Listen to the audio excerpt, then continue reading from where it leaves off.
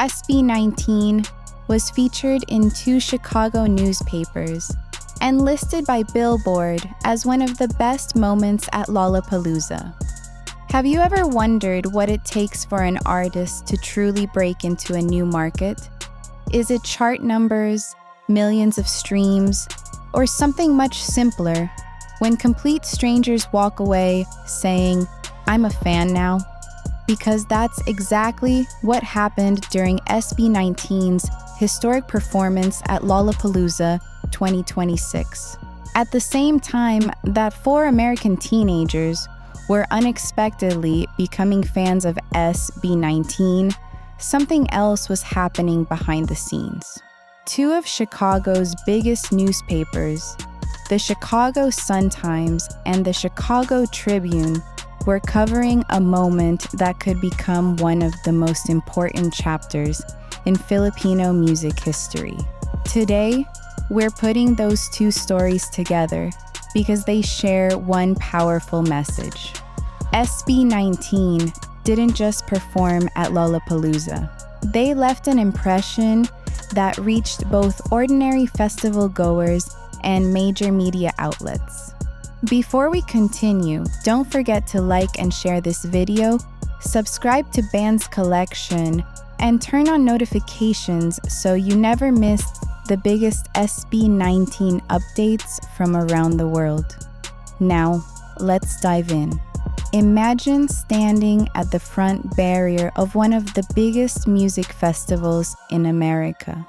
You're waiting for your favorite artist, but the act performing before them is a group you've never heard of. According to a fan who shared her experience online, that was exactly the situation. 4 American teenagers standing in front of her said they planned to move away after SB19's performance because they simply didn't know the group. One of them even called SB19 K-pop. Instead of getting offended, an A-10 calmly explained that SB19 is actually Ppop, a Filipino pop group representing the Philippines. The teenager reportedly smiled and replied, "Oh, thank you. Please educate me." That small interaction says a lot. There was no argument, there was no negativity, just interest. And that interest would soon become appreciation. The original plan was simple: stay for the first song, then leave. But something unexpected happened. One song became another, and then another. Before anyone realized it, those same teenagers stayed for the entire SB19 set. They were dancing, cheering, and enjoying every performance. By the end of the show, one teenager pointed toward Justin, the member wearing pink pants, and reportedly asked, "Who's the guy with the pink pants?" When the fan answered, "Justin," the teenager laughed and said, "He's mine." Now, whether that comment was made jokingly or seriously, it perfectly shows what live performances can do. You don't always need years of promotion. Sometimes, all it takes is one unforgettable performance. But while this emotional story was happening inside Grant Park, another story was quietly making headlines across Chicago. SB19 wasn't just entertaining festival goers.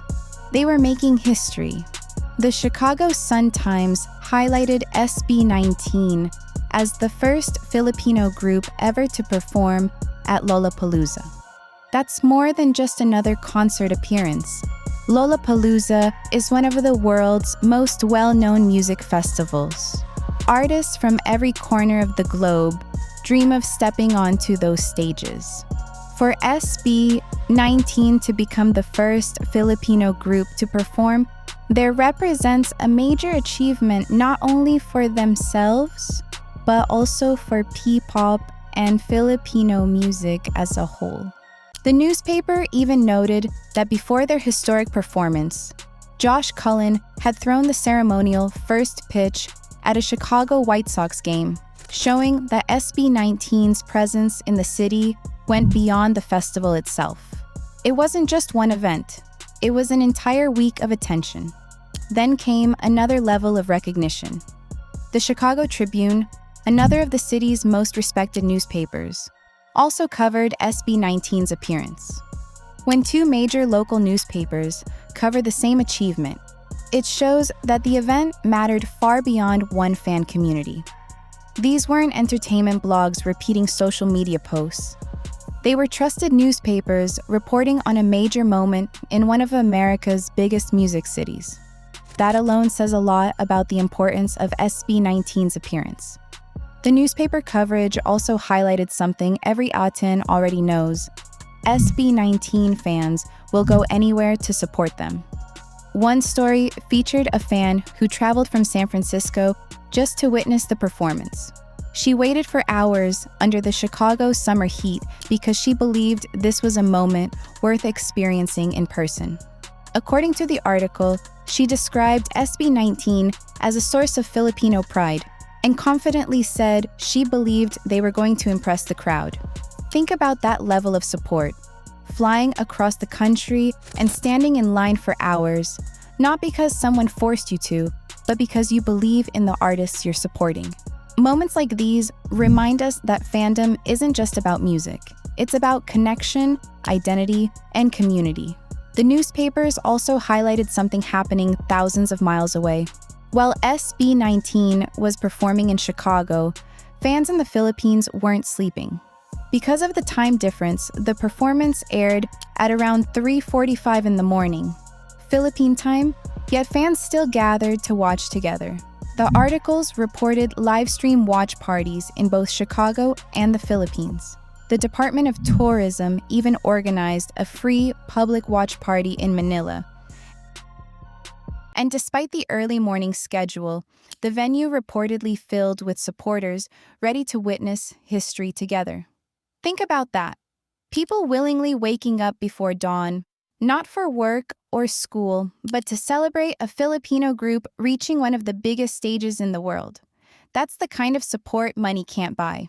Another detail mentioned in the coverage was SB19's carefully chosen set list. They didn't depend on just one style. They introduced audiences to the explosive energy of their newest English language release, Lawless, giving international listeners an easy introduction to their music. Then they completely changed the mood with songs like Mappa. They reminded everyone that they aren't just performers, known for their dance moves and energy. They're storytellers capable of delivering deeply emotional performances. For people hearing SB19 for the first time, that variety likely made a lasting impression. They weren't seeing artists with only one style.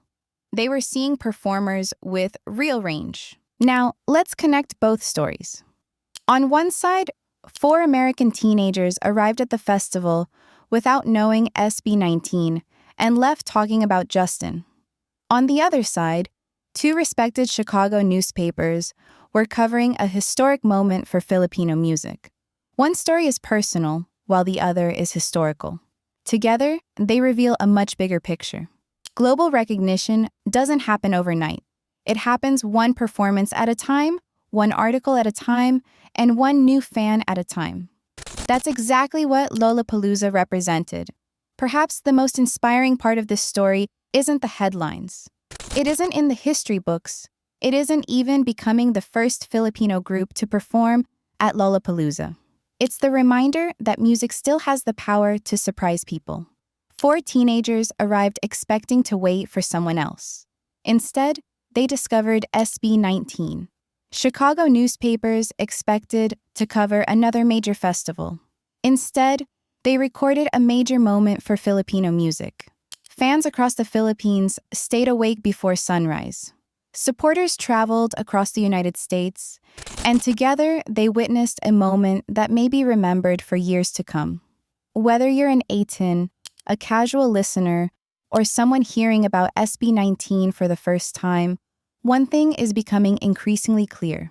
SB19's journey is now becoming part of the global music conversation, and Lollapalooza 2026 may be only the beginning.